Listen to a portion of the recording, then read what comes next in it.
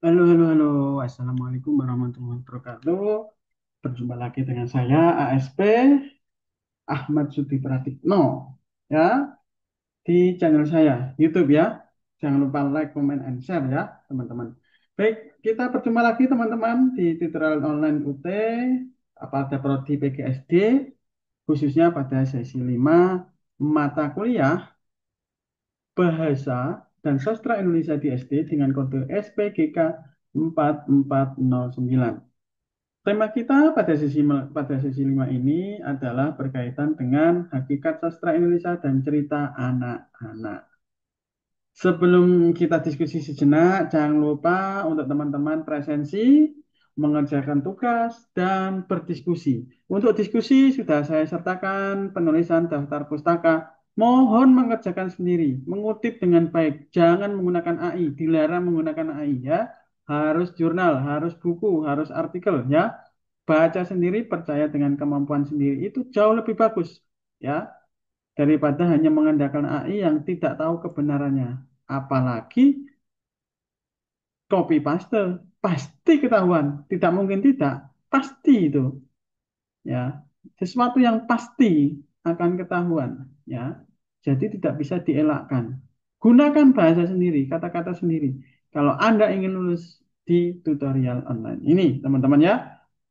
Baik, sesi 5 ini yang pertama kita akan membahas berkaitan dengan konsep sastra Indonesia ya. Jadi jenis sastra itu sangat banyak. Kita di sini bicara tentang sastra Indonesia khususnya pada tingkat sekolah dasar ya. Yang kedua adalah unsur-unsur pembangun karya sastra ya. Unsur-unsur pembangun karya sastra.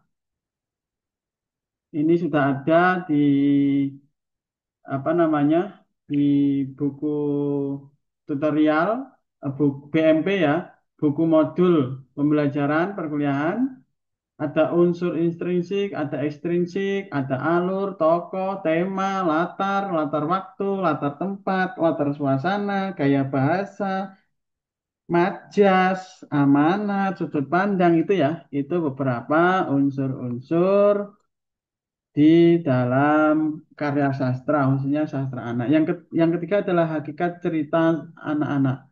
Hakikat sastra anak ini ya. Ya, hakikat sastra anak. Sastra anak adalah jenis sastra yang khusus untuk anak-anak, khusus siswa SD khususnya ya, dalam hal ini. Jadi bahasanya itu simpel, kemudian menyenangkan, ada fantasi di situ ya. Itu yang dinamakan dengan sastra anak ya. Levelnya sudah level Maaf, levelnya itu masih level anak-anak ya. Jadi kalau dalam taksonomi Bloom itu operasional konkret, gunakan sastra yang semenarik mungkin. Maaf, gunakan bahasa yang semenarik mungkin dalam sastra anak. Juga menghadirkan video atau foto. Yang keempat adalah unsur-unsur pembangun cerita anak ya.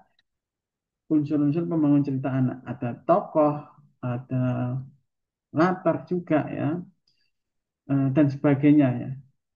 Lima, analisis cerita anak. Jadi dianalisis cerita ini tentang apa, temanya tentang apa, tokohnya siapa, ini terjadi di mana, tempatnya di mana, waktunya kapan, begitu ya. Itu jelas di situ ya.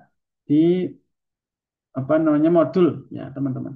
Baik, itu sementara pertemuan kita pada pagi, siang atau sore ya, atau bahkan malam ya, teman-teman ya. Kita bertemu lagi nanti di sesi 6. Jangan lupa like, comment, and share. Saya ASP, mohon maaf. Kita berjumpa lagi di kesempatan selanjutnya. Assalamualaikum warahmatullahi wabarakatuh. Salam sehat, salam sejahtera bagi kita semua. Om Swastiastu, Namo Buddhaya, Salam Kebajikan Terakhir. Dadah, dadah.